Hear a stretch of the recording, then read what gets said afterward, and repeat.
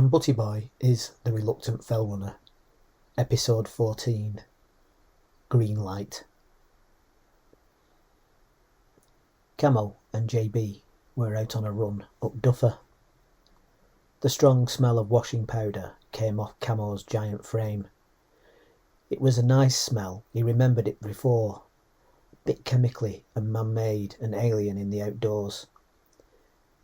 It reminded JB of when he first smelt it months ago when they were first starting running together. I must be noticing it more as I've not been out running with him, thought JB. It's been a while since we've been out on a run together, he said to Camo. Yeah, said Camo, with a nervous laugh.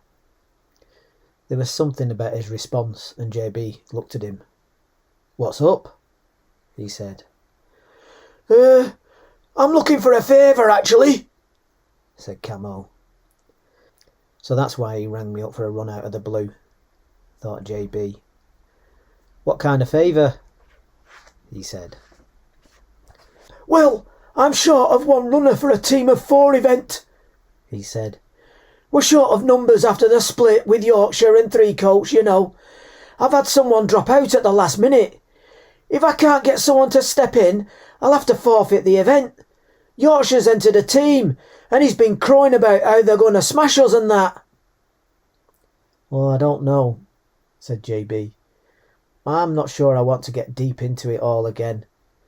Anyway, you know I've been slow. I don't want to bring your times down. I'm not so bothered about winning, said Camo. But it'll be a total embarrassment if I can't get a team of 4 together. When is it? Where is it? And how far is it? Said JB. It's at Washday in the lakes, said Camo. It's that remote. You camp on the Friday night in the field near the pub, and then it's a 25-mile, 9,000 feet of climb event. You'll go over the biggest mountain in England, Scuffle Pickle. You've not done that yet. You'll be able to tick that one off. Honestly, I think you're going to love going to Washday. It's so remote, they only got electricity in the valley in 1978. I'd like to do Scuffle Pickle, said JB. Honestly, you'll love it, said Camo, getting more confident and hopeful. I could probably do it as a one-off, said JB. I'll just check that everything is okay at home first. There's nothing else planned. Of course, said Camo. There is one thing, though. Oh, here we go, thought JB. Go on. Melanie will be there on Yorkshire's team, he said. Yorkshire's banned any contact between his group and ours, so you shouldn't have anything awkward. There shouldn't be anything awkward, said JB, 'cause nothing happened. Yeah, well, anyway, said Camo, I thought it only fair to tell you. It was quiet for a moment. He's banned anyone from talking to each other, said JB. That's a bit much, isn't it? Camo wobbled his head from side to side.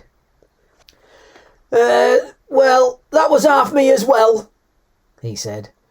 When I didn't make it, I kind of had a big go at him for the whole Scared of Heights thing, and I kind of blamed him for me not getting round. It did put me back a bit, but what I said was probably a bit strong at the time. Looking back, I don't think I would have made it round anyway, but I was so mad and disappointed like at the time. So I kind of said it was his fault I didn't make it. A bit of a mess then, said JB. Yeah, said Camo. Hang on, said JB. Isn't that Mike, the naked camper's tent? I think it is, said Camo. What's he doing here and not in the clink? The naked camper came out of his tent. Hi, Camo, Butty. Hi, Mike, said Camo. How did you get out? Well, no one's been charged with poaching for 300 years. They didn't know where to look and they couldn't be bothered with it all. How to charge it and that. They let me go if I promise not to do it again. I don't mind. I actually prefer the nudity to the poaching. Oh, right. So you're giving up on the game birds then, said JB. said Mike. Well, sort of, you could say. Eh? said JB.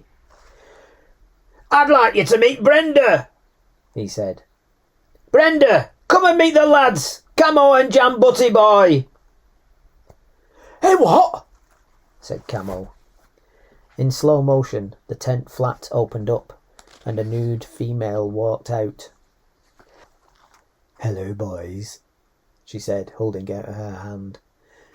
Nice to meet you. You must be Camo. What a big boy. I've heard so much about you. You too, said Camo, shaking her hand in a daze. And you must be Jam Butty, she said, shaking JB's hand. Yeah, nice to meet you too, said JB. Fell runners, eh? she said. How exciting. You must be really fit.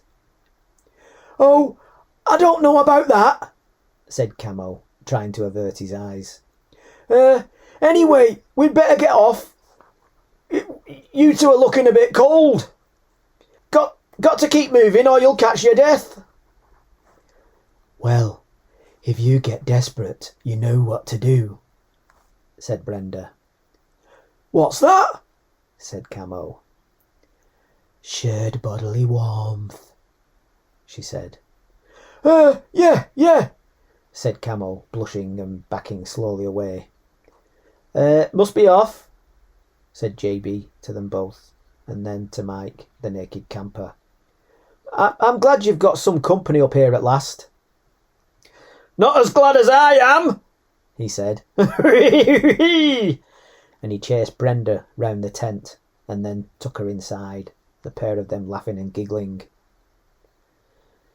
I kept trying to keep eye contact, said JB, but it's so difficult. They jiggle about and kind of stare at you. Exactly, said Camo. I'm pleased for him, though. Yeah, pleased for him, said JB. Hang on, said Camo. Did he make a game bird joke and I missed it? And did she make a crack about shared bodily warmth? I was in a daze. Well, he's all right, said JB. I'm stuck for shared bodily warmth with a 6'5" farting squaddy. Ha ha! Camo cackled as they trotted over the hills. It was a 2.5-hour drive into Washday. On the way there, the landscape changed. I can see why the Romans didn't bother coming up here, said JB. What's that? said Camo. No long, wide, straight roads up here, said JB. No, laughed Camo. Definitely not. It was a journey not easy on the brakes or the petrol consumption. Up and down and around tight bends was the order of the day. JB had his first sight of Herdwick sheep eating grass just off the edge of the road, in danger of being run over. Caw, look at them sheep. They're weird looking. Look at them eyes. They're like goat's eyes. Their bodies were a milky brown colour and their faces white. Their eyes were a long black lozenge shape. Herdwick sheep! They're ancient to the Lake District, them, said Camo. They think they came over with the Vikings. What's up with their eyes? said JB. They've got weird eyes. They give me the heebie-jeebies when they look at you. They do, don't they? Ha ha! Camo laughed. There just seems to be a different atmosphere here, said JB. The landscape's different. All the plants. Even the little village shops and tiny independent petrol stations. Well, it was pretty much cut off from the rest of the country, wasn't it, up here? If you think it takes us 2 hours to get here by car, how long would it take someone 100 years ago? Even 40 years ago? Even 40 years ago, not many people had cars. People stayed in their own valley and never left. If you went wandering into a valley 200 years ago, you would stick out like a sore thumb. It would be all round the village who you were, where you came from, what you were up to. This place was cut off and isolated and developed its own identity. And that's what people like and why they want to come out here. 'Cause it's so different. 5 minutes' drive later, JB realised Camo was taking quick looks at him.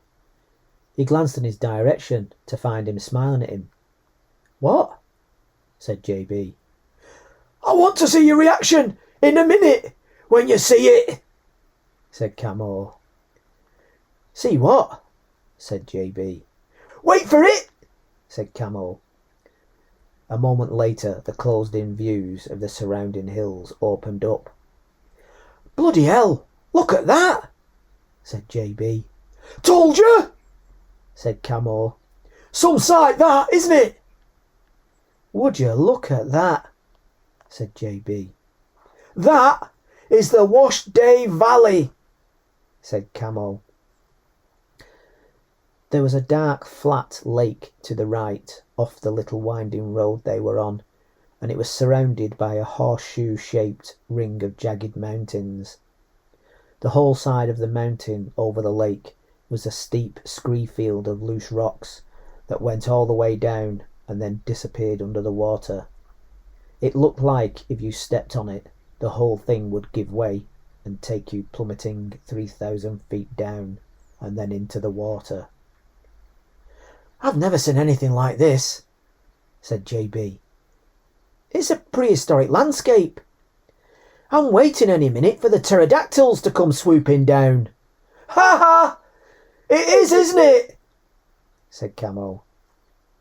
Camo pointed up at the top of the ridge. "That's where we'll be tomorrow, over the top of them," he said. JB looked at the jagged mountain tops. "Well, not the lovely green round fells of the cowgirls," he thought. "I hope the clag isn't down tomorrow," said Camo. "Forecast is okay, but you never can tell. It can drop from nowhere in minutes. 1 minute you can see for miles, and the next you're struggling to see your hand in front of your face. Oh, see them gorges there, coming off? Them sheer drops?" "Yeah," said JB. "See that big ugly dark gully in the middle?" said Camo. "Yeah," said JB, looking at a deep, jagged, vertical scar in the mountain face. "They call that Norwegian gully," said Camo. "Oh yeah, why?" said JB. "Well, they found a dead Norwegian in one of them," said Camo. "She was over the tops by herself and the weather came down. She tried to get off the top because of the weather. When it came in, she went somewhere she was not supposed to go, or got lost and took a wrong turn, and then whoosh, down she went. They knew where she was because someone saw her go, heard it, but it took them 3 days to get her body out of that gorge. It's so nasty, deep and dangerous. It was winter, and she came out frozen solid like a slab of beef in a butcher's freezer. So don't get lost up there, or you'll die!" "Brilliant," said JB. "Ah, see there," said Camo. "That's where we'll come off, that loose scree. Going down that ski is brilliant. The scree is just the right size. You jump on it, get your balance, and then you kind of ski all the way down. It's brilliant. It saves you about 20 minutes on the descent, that, if you get it right like. Of course, if you get it wrong, you'll slip, break your neck, and you'll die." "Bloody hell, Camo, does everything have to end with my horrible death?" said JB. "Well, if you think about it, we're all going to go one day," said Camo. "If I was to go out on the mountains, I wouldn't mind that. Like I said, I've had most of my life, if you think about it. I've had my kids, my career, and my marriage. I'm at the back end of it now. There's not much to look forward to, apart from slowing down, doing less and less, until one day your body just gives up and that's it, you're gone. In a couple of generations, no one will even think about you anymore." "Christ alive, this is cheerful," said JB. "That's not what I think. I'm as fit now as I was when I was 20. And if I keep my running, my fitness won't drop off too much. There's so much to see and do." "Fair enough, I suppose," said Camo. Further down, the road became narrower, wide enough for one car, but not two. "I hope we don't meet anything coming the other way down here," said Camo. JB was still fascinated by the landscape, trying to take it all in. The narrow tarmacked road needed repair, probably because of all the bad winter weather. It bent round higgledy-piggledy in between little jagged outcrops either side. As the road bent round, they came across a sudden queue of 3 cars in front and a large white motorhome trying to come out towards them.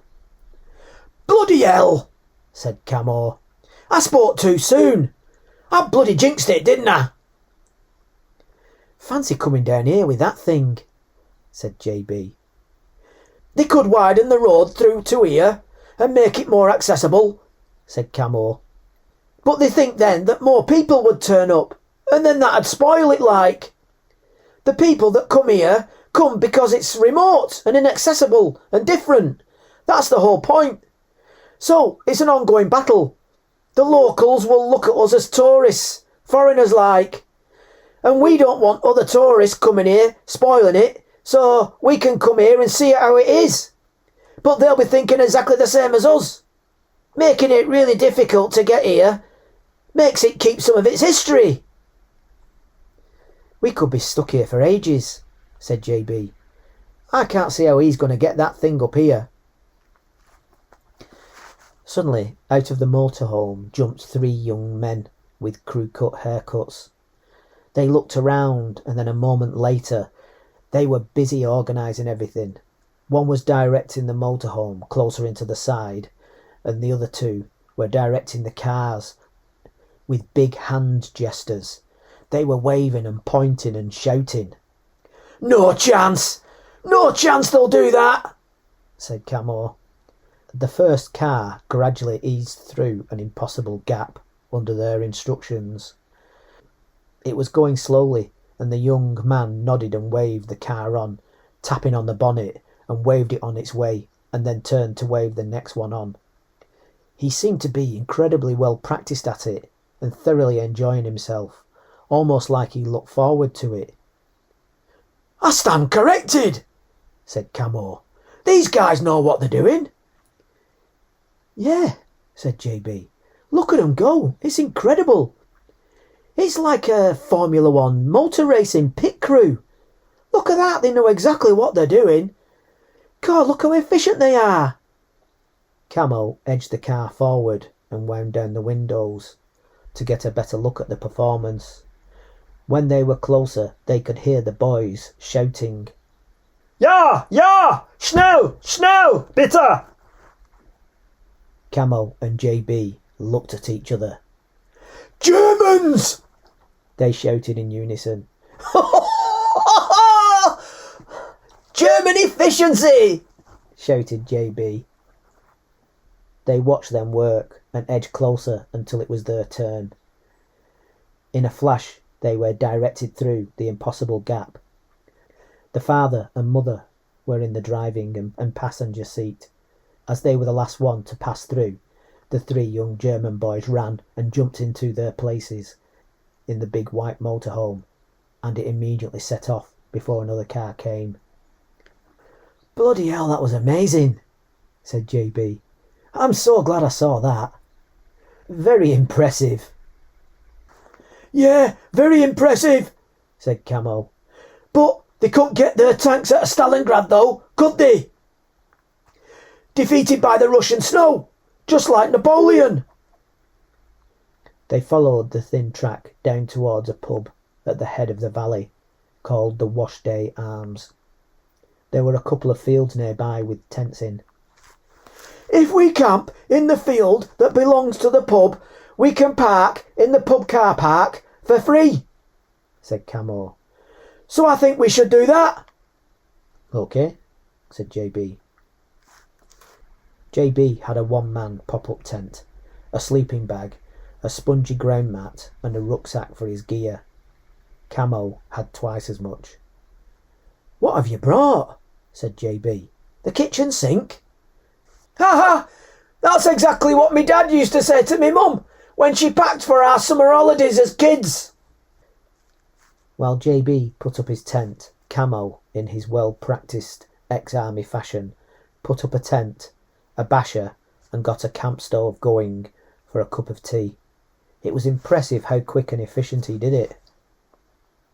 There was fell walkers and fell runners milling about, and some said hello to Camo, and he looked in his element and relaxed. JB looked around at the alien landscape, the horseshoe of oppressive mountains, and suddenly felt the remoteness of it all, and felt a little nervous and a bit intimidated. God, if you broke your arm out here, or got burned by a campfire or something, you'd have a long, painful trek out, unless they could get the helicopter in. JB had a few waves of anxiety, even feelings of wanting to go home. Well, you're stuck here now, he said to himself, so just relax and take it all in as a new experience. It certainly is that. After he'd told himself that, he relaxed a little and set about enjoying it. Cup of tea? Said Camo, passing him a steaming fresh hot mug. Thanks, said JB, taking it from him. That was really impressive how you got all that lot up so quick. Thank you, said Camo. He was in his element. It's like he's back in the army, thought JB. He's on the go all the time, looking everywhere as if the enemy could spring out at any moment. They could see a car coming for miles where they were, and there was a Qashqai coming towards them. I think this is Three Coats, said Camo. Oh, he's gone for the four-wheel drive, turbo injection, twin carburetors, front. Look at the number plate, said JB. Camo squinted his eyes. Can't make it out from here without me specs. What's it say? It says 3COAT5, said JB. That's Three Coats. Ha ha! Well, I never. JB and Camo wandered across towards him. Nice car, said Camo. Yes, said Three Coats proudly. I went for the four-wheel drive. Turbo injection, twin carburetors, front. Yes, never mind that, said JB. You've got a private number plate on it. Three Coats. I thought you said you didn't like the nickname. Three Coats glanced into the distance and pursed his lips. Kind of grew on me, I suppose, he said. Nobody else wanted the Reg Three Coats either, so I got a great deal. Anyway, we shouldn't be seen talking to each other. Yorkshire won't like that. No, fraternising. I thought that was just about the race and race tactics, said Camo. Not cars and stuff. No, anything apparently, said Three Coats, shutting his door and locking it from the electronic key fob. Can we still hurl funny Mickey takes at each other though? Said JB. Oh yeah, said Three Coats. And throw dirty looks. That's all right then, said Camo. Anyway, may the best team win. Three Coats gave him a confident look. We all know who's going to win, said Three Coats. We've got the quicker runners. You've got no chance with JB on your team. Thanks, said JB. We'll see about that, said Camo. Scoffed Three Coats. JB and Camo went back to their basher and tents. Three Coats came walking through to put up his tent further down from them. He was wearing his goose feather jacket. He's got his goose feather on, everyone, shouted JB. Three Coats has gone for his goose feather. All the campers took up the chant. It's the goose feather today, everybody! Goose feather! Goose feather! Three Coats has got the goose feather! Three Coats looked at JB and pulled a face at him for starting it. Well, there's got to be a chill in the air tonight, so that's why, he said. Don't talk to me, said JB. No fraternising, remember? Well, you started it, said Three Coats. You did, said JB. Three Coats gave him a look. No Yorkshire, shouted Camo. He's not camping, he's staying in the pub, said Three Coats. What? said Camo. He gets a nice warm bed, tea and coffee and breakfast, and you're stuck out here on the cold damp grass? He has to stay there, said Three Coats. Eh? said Camo. Why's that? Oh dear, I've said too much, said Three Coats. JB and Camo looked at each other. Three Coats, shouted JB. He turned around. What now? he said. Stop fraternising! laughed JB. Three Coats shook his head and went to put up his tent. There was another car coming down the long road in. I think this is Melanie, said Camo. Oh well, I suppose it'll be a bit awkward at first, but then it should settle down and be okay. I'm not going to say anything, said JB. They parked in the car park. Oh God, said Camo. Her boyfriend is with her, bloody hell. JB shrugged. Nothing to do with me, he said, not looking. JB was sat in a camping fold-away chair with his back to them. Going to the pub, going to the pub, said Camo under his breath. Oh no, they're coming onto this field. And now he's seen us. Bloody hell. And he's walking this way, dagnammit. Hello, lover boy, said Melanie's boyfriend. Leave it out, can't you? said Melanie. No, it's no problem, said Melanie's boyfriend. I know I was out of order last time, calling him nice and all. You shouldn't call someone nice. I just want to apologise, that's all. Melanie's boyfriend stood there with his hand out. Will you not get up and shake my hand, Jam Butty? he said. JB looked around. Melanie gave him a pleading look to go through with it and get it over with. JB had to get up off his chair and come out ducking under the tarpaulin basher to shake his hand. When JB put out his hand, Melanie's boyfriend quickly lifted his hand to his nose and wiggled his fingers and made a childish noise. Wah! JB put his hand down. Very mature, said Melanie. No, sorry about that, said Melanie's boyfriend. My little joke, no hard feelings. He put his hand out again and JB hesitated, but then slowly took it. There you go, said Melanie's boyfriend, shaking his hand up and down in an exaggerated manner. All friends together now, aren't we? Sorry for calling you nice. Really sorry for that. Melanie's boyfriend stepped forward and manhandled JB in a pretend friendly way, but was really trying to tower over him and intimidate him. See? We're friends now, aren't we, old boy? Melanie's boyfriend gave him a push, slapped him hard on the back, and then gripped hold of him and kind of moved him around a little in a pretend friendly way, but obviously trying to intimidate him. You're going to have to take your hands off me, said JB. What? he said, laughing and pushing him around. You're going to have to take your hands off me, said JB. Take your hands off me, take your hands off me. Have you heard him? I don't know. What's he like? As he mimicked JB, he grabbed tighter and rougher, still pretending it was friendly. Leave him alone, said Melanie. What do you mean? Said her boyfriend. I'm being friendly like. As he said it, he kind of gave JB a little shove. Seriously, this is your last chance to take your hands off me, said JB. Melanie's boyfriend laughed. Have you heard this little guy? Started Melanie's boyfriend, putting both hands on him. JB grabbed hold of Melanie's boyfriend's arm. In a blur, he'd spun round and thrown him over his shoulder. He was a big tall guy, and he sailed high, and for a split second it looked like he would crash to earth, heavily on the floor.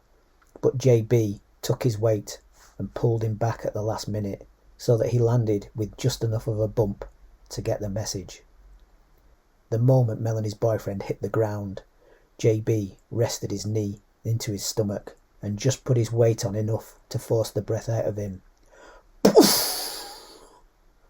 There was a moment of shock and silence. Where am I? Said Melanie's boyfriend. What happened? You're on the floor on your ass, mate, said Camo. Melanie's boyfriend looked up at JB. I am nice, said JB.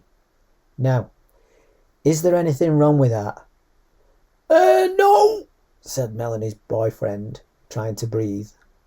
JB took his knee off his belly and picked him up with the arm he had thrown him with and still had hold of. Melanie's boyfriend walked a little shakily. Melanie started laughing and took his arm. Come on, you, she said. Whoa, I never expected that, said Melanie's boyfriend, his voice far off. No, you didn't, did you? Giggled Melanie. But he's only little and a bit older, said Melanie's boyfriend. How did he do that? 1 minute I was stood there and the next my legs had gone arse over tit and I was flying. Melanie took him away, giggling to herself. Maybe you shouldn't judge a book by its cover, she said. You took a chance on someone and it didn't work out the way you were expecting. Do you think anybody noticed? Said Melanie's boyfriend. I don't think so, said Melanie, still giggling. I've never seen anything like that. Well, said Camo, that was surprising. Remind me not to take you on, unless I've got my rifle, and I'm at a bit of a distance. Ha! I don't think he'll be messing with you now. I'm pretty sure he's going to leave you alone. Do you fancy getting a meal in the pub tonight? I'm not really in the mood for a camp stove meal. I hear they do a good gammon and egg. And if you ask nicely, they'll put some pineapple on it too. Sounds good to me, said JB. Pub night. The pub was pretty much the only place and the centre of the whole valley, and with the big race in the morning, other events, and it being the height of the walking season, it was packed out. It was an old historic pub. There were photos and memorabilia of fell runners, walkers and mountain climbers on the walls and on shelves. There was a big main room cut up by modern wooden alcoves and heavy old benches and tables. There were a number of side rooms, and the whole place had a crowded and higgledy-piggledy feel. There was an excited, chatty and friendly atmosphere. JB was at the table with Camo and the other two runners who were going to be running with them on the next day. He didn't know them that well. The three of them were chatting about the fells and running. The other three had each had a couple of pints, but JB had abstained to be at his best the following day, thinking that he would probably be their worst runner. Because they had been drinking and he hadn't, he felt a little apart from them, and the way that they were chatting and laughing at nothing in particular. There was a fiddle group that were pretty good. They did not play constantly, but every so often they played a tune. After finishing one, a call went up. Sonia! Sonia! Sonia! It seemed to be aimed at one of the barmaids, and she looked shy and tried to wave them off, but the crowd carried on. Sonia! Sonia! Sonia! She looked at the older man behind the bar, who seemed to be the owner, and he nodded, so she came out to cheers. Ray! Sonia! She sang a song and was very good. Afterwards, she got a rousing cheer and was asked to sing again, but she bowed and went back behind the bar. I don't know how we're going to follow that, said the leader of the fiddle group, but we'll certainly give it a try. The fiddlers played another tune, a bit of a jig. From where he was sat, JB could see Yorkshire's group. They were all chatting and hunched over together. Probably about race tactics, thought JB. Except Melanie. She was sat upright, alone against the wallpaper and the pictures, with a distant look on her face. Maybe even a little sad. Maybe it was where she was sat, but JB thought she looked like an oil painting. Very beautiful and otherworldly. He realised he was staring. JB saw her eyes change focus, and she was now staring back at him. He expected her to look away in a moment, or change her expression, but she just looked. What do I do now? Thought JB. I can't carry on looking, but I can't look away. He twisted his features, making a gurning face, and she cracked a smile. He did another different face, and she laughed, and then she did one back to him too. Suddenly, JB was grabbed by two old ladies. Quick, Mabel! Did you see his face? Said one. He's having a stroke. You loosen his collar. I'll do CPR and the kiss of life. What? No, I'm not having a stroke, said JB. I was just pulling faces at my friend. He's not lucid, Jessie, said the other. Hold him down. JB was held in the iron grip of two lady pensioners. I am lucid, he protested. I'm fine, honestly. Let me up. Camo and the other two runners were laughing. No, he's not lucid, ladies. You go get him. Ha ha ha. I'd better take my dentures out, said Mabel. The three were laughing. Go to it, girls. No need, said JB, standing himself up. I'm fine, look. Are you sure? Said Jessie.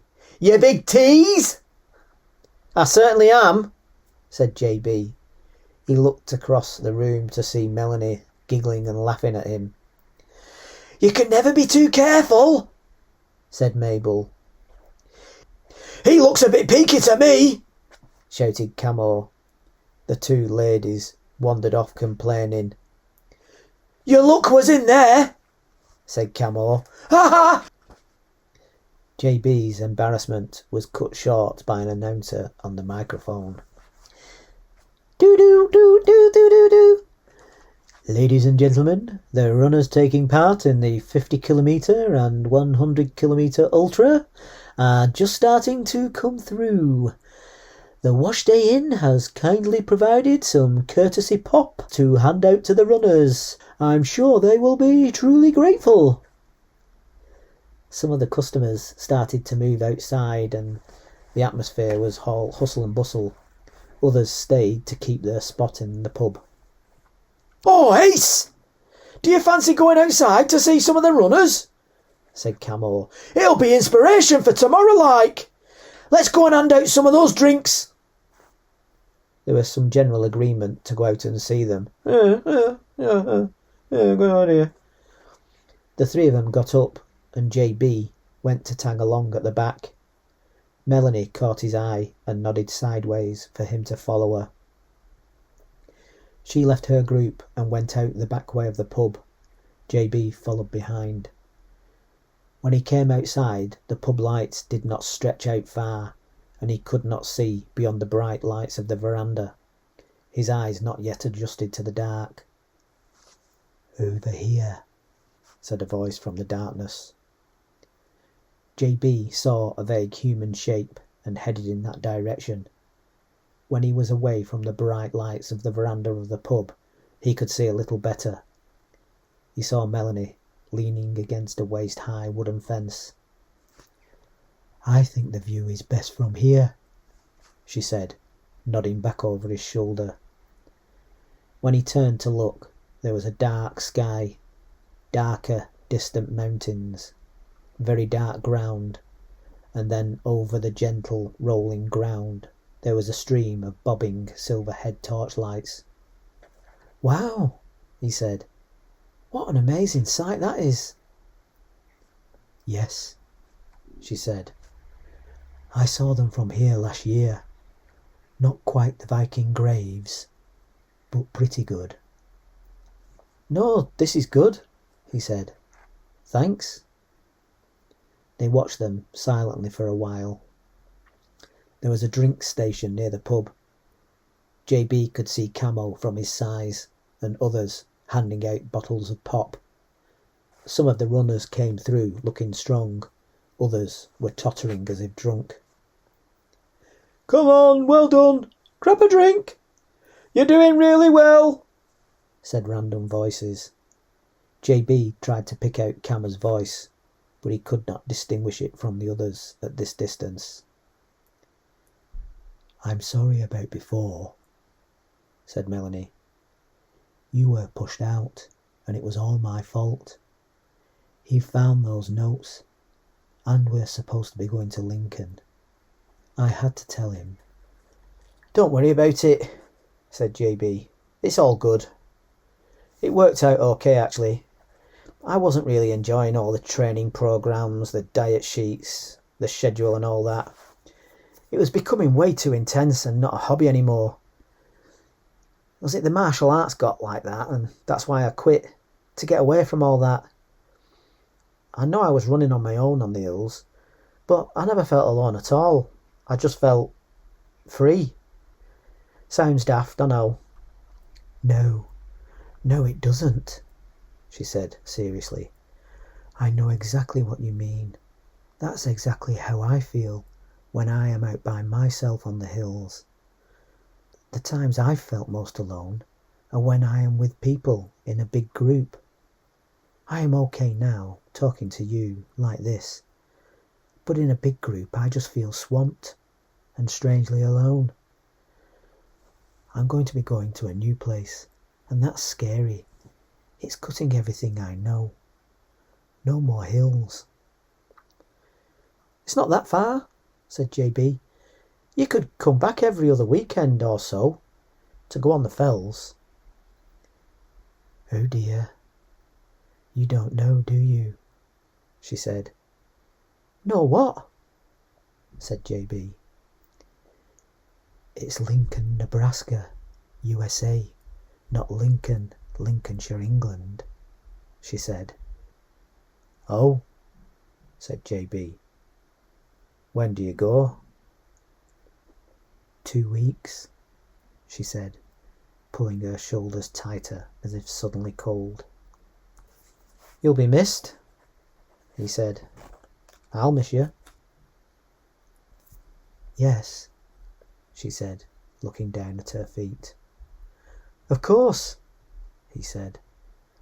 "Your boyfriend is not an idiot. I could easily have done something silly over you." He felt strangely relieved at saying it. There, he thought, I've admitted it. Now I can let it go. Suddenly she changed. "I'm still angry with you," she said. "Why are you angry with me?" he said. "You don't know," she snapped. "You must know." "I don't know," he said. "How dare you treat me that way?" she said, stoking up her anger. "What way?" he said. He was so surprised he'd let out a little laugh. "You do know," she said passionately, a little French accent slipping in with her anger. "I gave you the green light. Mad! And you show me the red light? Me? I am beautiful, am I not? You sure are, he said.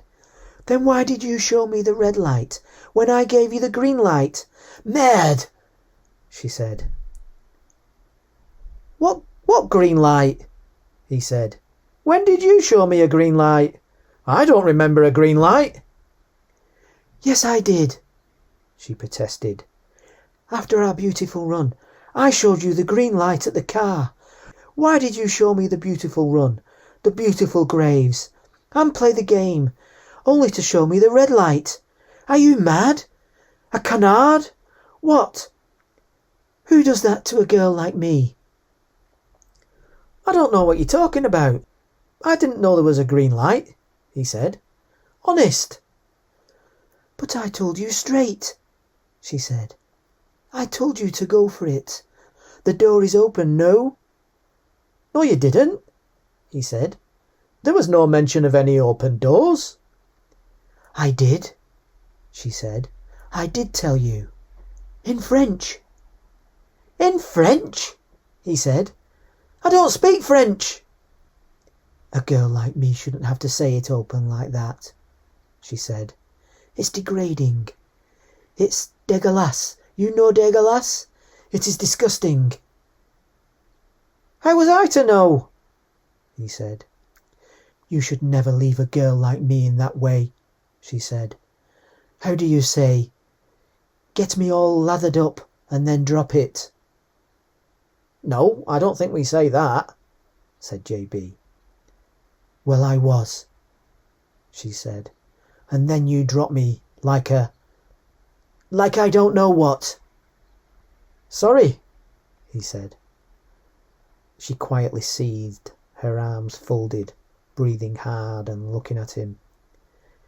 He stared at her for a moment, wondering what to say. Can I touch your face? He said. What? She said. Can I touch your face? He said. Okay, she said. He gently touched her face.